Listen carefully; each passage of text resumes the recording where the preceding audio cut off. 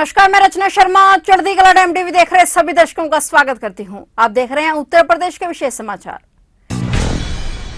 ढांचागत सुविधाओं के सतत हो रहे विकास के क्रम में योगी सरकार ने पूर्वी उत्तर प्रदेश को आज इंटर डिस्ट्रिक्ट कनेक्टिविटी की बड़ी सौगात दी है। यह सौगात है गोरखपुर अंबेडकर नगर जिले के मध्य स्थित घाघरा नदी पर कमरिया घाट सेतु। गुरुवार दोपहर बाद करीब 1.5 किलोमीटर की लंबाई में बने इस पुल का लोकार्पण मुख्यमंत्री योगी आदित्यनाथ ने अपने हाथों से किया। इस मौके पर सीएम योगी ने कहा कि कमरिया घाट पर पुल बन जाने से जहां अंबेडकर नगर, आजमगढ़, जौनपुर, अयोध्या, संत कबीर नगर, सुल्तानपुर, प्रतापगढ़ आदि जिलों के लिए शानदार कनेक्टिविटी का नया विकल्प मिल गया है। वहीं इससे गोरक्ष नगरी और संगम नगरी प्रयागराज के बीच दूरी करीब 80 किलोमीटर कम हो गई है। कमरिया घाट के एक तरफ गोरखपुर और दूसरी तरफ अम्बेडकर नगर जनपद स्थित है और इसी घाट पर पुल क्षेत्र के लोगों की बहुप्रतीक्षित मांग रही है। कमरिया घाट सेतु के लोकार्पण कार्यक्रम के अवसर पर मैं आप सबका हृदय से अभिनंदन करते हुए आप सबको बधाई देता हूँ।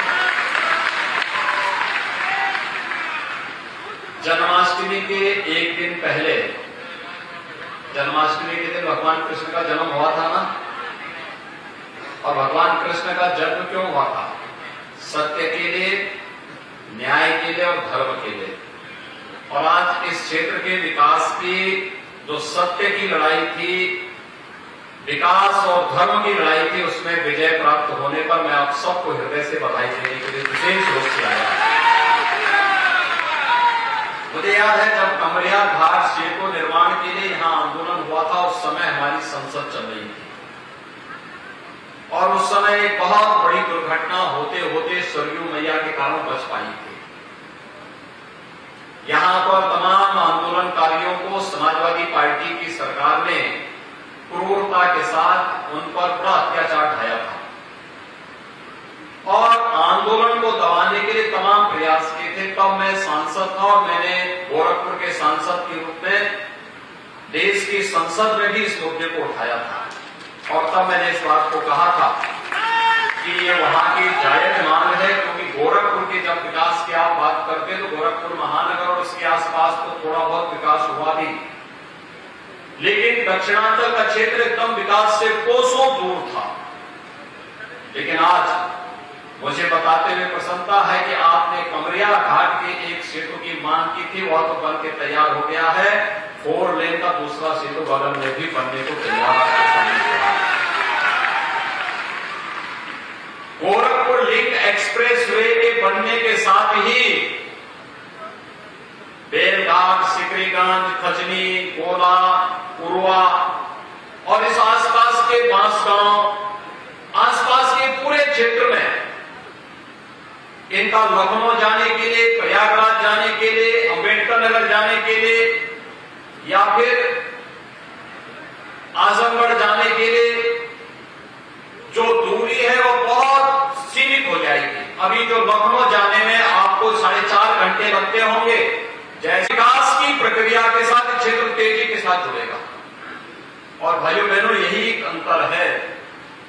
वे लोग बांटते थे इसलिए पुल का भी विरोध करते थे, हम लोग जोड़ते हैं तो हम लोगों ने सेतु बंध का निर्माण भी यहाँ पर आपके लिए करवा करके दे दिया है।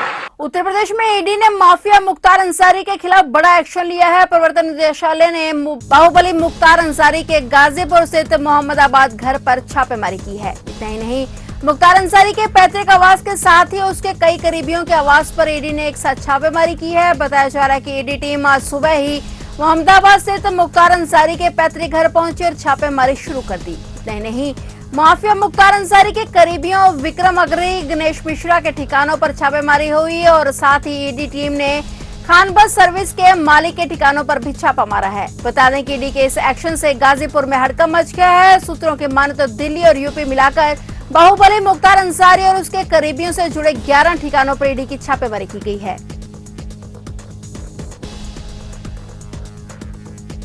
यूपी के लखीमपुर खीरी की राजापुर कृषि मंडी में भारतीय किसान यूनियन के नेता राकेश टिकैत 31 किसान संगठनों के साथ 18 अगस्त यानी आज गुरुवार से 75 घंटे का धरना प्रदर्शन करने बैठे हैं। दरअसल केंद्रीय गृह राज्य मंत्री अजय मिश्रा टैनी की बर्खास्तगी और तिकोनिया हिंसाकांड में जेल में बंद किसानों की रिहाई की मांग को लेकर भारतीय किसान यूनियन के नेता राकेश टिकैत 31 संगठनों के साथ शहर की राजापुर मंडी में पहुंचकर धरना प्रदर्शन कर रहे हैं। राकेश टिकैत 17 की शाम को लखीमपुर पहुंचे और आज 18 अगस्त से शहर के राजापुर मंडी के शेड नंबर 4, 5 और 6 में धरना प्रदर्शन शुरू हो गया है।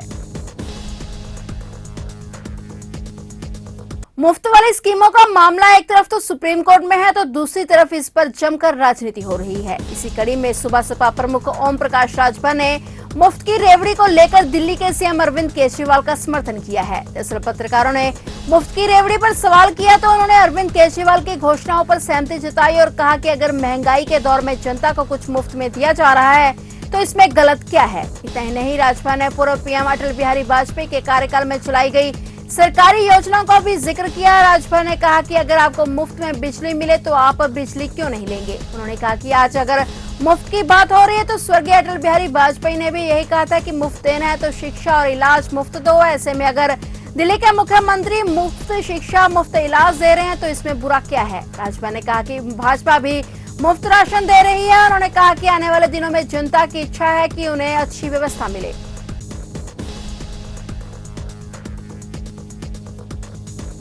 उत्तर प्रदेश के अयोध्या में सरयू तट के करीब सुर कोकिला लता मंगेशकर के नाम पर बनने जा रहे चौराहे का संत समाज ने विरोध करना शुरू कर दिया है। विरोध कर रहे संतों का कहना है कि वो इस चौराहे का नाम लता मंगेशकर के नाम पर नहीं रखने देंगे। इसके लिए उन्होंने आंदोलन करने तक की भी बात कह दी है।